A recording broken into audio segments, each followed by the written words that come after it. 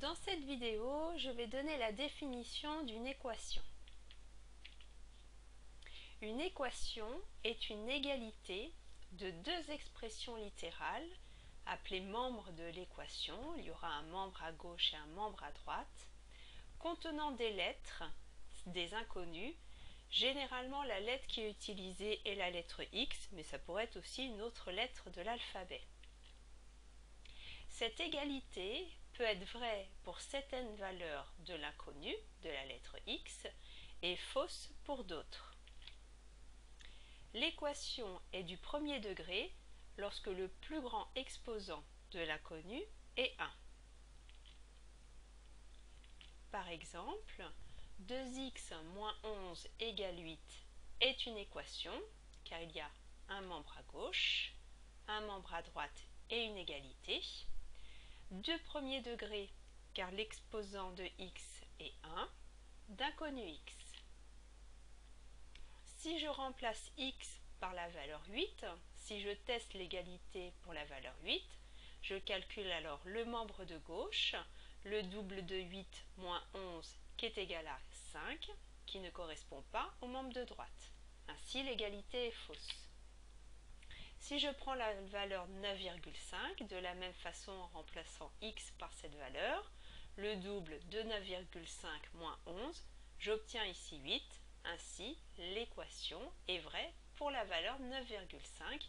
L'égalité est vraie. Une solution de l'équation est une valeur de l'inconnu pour laquelle l'égalité est vérifiée. Pour tester si un nombre est une solution d'une équation x, on calcule le membre de gauche en remplaçant x par cette valeur. On calcule également le membre de droite en remplaçant x toujours par la même valeur. On observe si les deux membres sont égaux ou non et on conclut. Dans cet exemple, on prend la valeur 11 et on veut tester cette valeur, savoir si elle est solution de l'équation 3x plus 2 égale 4x moins 3. C'est bien une équation, j'ai un membre de gauche, un membre de droite et une égalité. Je prends d'abord uniquement le membre de gauche, je remplace x par la valeur 11, je calcule et j'obtiens 35.